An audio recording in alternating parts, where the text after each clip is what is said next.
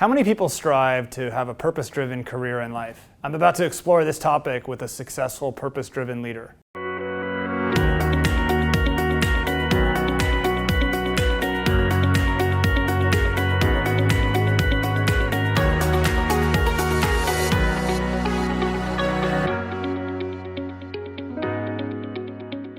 Hi, I'm here today with May Harris, managing attorney at For Purpose Law, and I'm excited to have you today. Thanks for coming. Thanks for having me. I've known you for about a year now, and I think your story is amazing, and I wanted to interview you for a couple reasons. One, I think it's important people know what your firm does, and maybe more importantly, your story about kind of changing your path for a purpose-driven endeavor. And I think a lot of people talk about it, but a lot of people don't do it.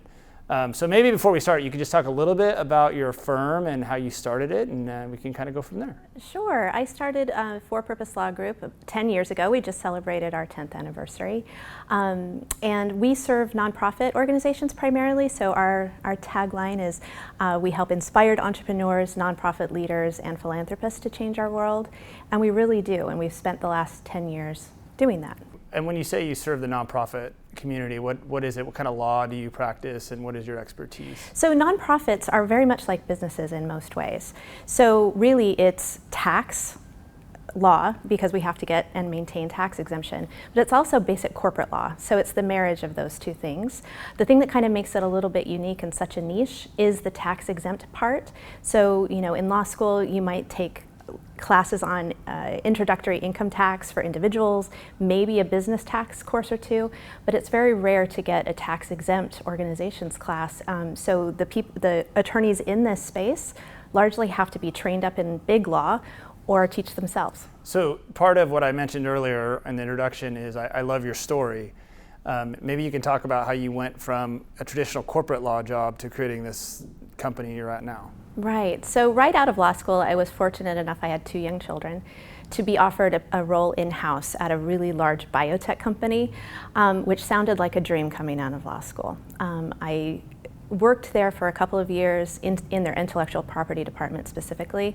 And, I think a lot of people go through what I did, which was a little bit of disillusionment. I am protecting this massive corporate sandbox, and I didn't find it fulfilling in the least. And then I had what I like to say the flyer that changed my life. So as with young kids at home, I'd get the flyers in the kids' backpacks. And one day there was a flyer from the school saying, "Are there any parents out there who are attorneys who know how to set up a nonprofit organization?" And interestingly enough, I didn't. I'd never done it. Like I said, you don't learn that in law school. But I said, how hard can it be? I can figure it out. And so I did. And then fast forward a couple of years, and we had launched a whole bunch of fundraising programs and grant applications, and we were successful in raising over $2 million for this nonprofit organization. At that point, I transitioned. I was like, I don't want to practice in intellectual property for big law any longer. I'd much rather run this vibrant nonprofit organization. And so I transitioned over. About a year into that whole experience, I realized I didn't know enough about really running and operating a nonprofit organization. And so I went back and got a master's degree in nonprofit leadership and management at the University of San Diego. And during that process was exposed to so many individuals, executive directors, board members, founders, grantors, et cetera, that really showed that there wasn't a really good resource in San Diego or California, really, for nonprofits to go and get the legal representation they needed. So shortly after graduating from that program, I established For Purpose Law Group.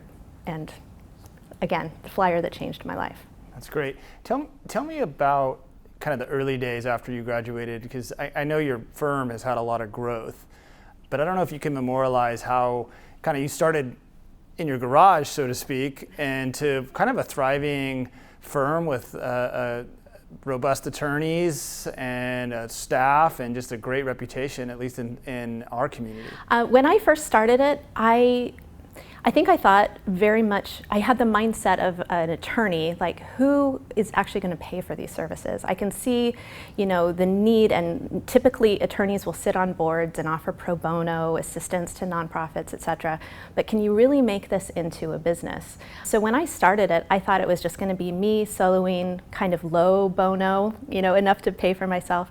And the need just grew exponentially, and the demand grew exponentially. So now we have multiple attorneys, multiple paralegals, all serving this sector, and several offices. How do you recruit attorneys? I know your firm, and I know a few of your attorneys, and they come from very strong law schools, top 20 law schools.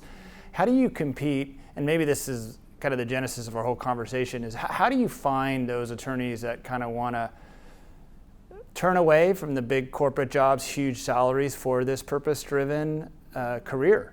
I would imagine that's not an easy task, but it seems like you find them pretty regularly. It's not an easy task, and it's even more difficult in California, considering the cost of living here. But I think, understanding that every individual is motivated in different ways, and there are those that are motivated by really large salaries, and big law is the place for them. The long hours, the huge billable requirements, that's where they thrive.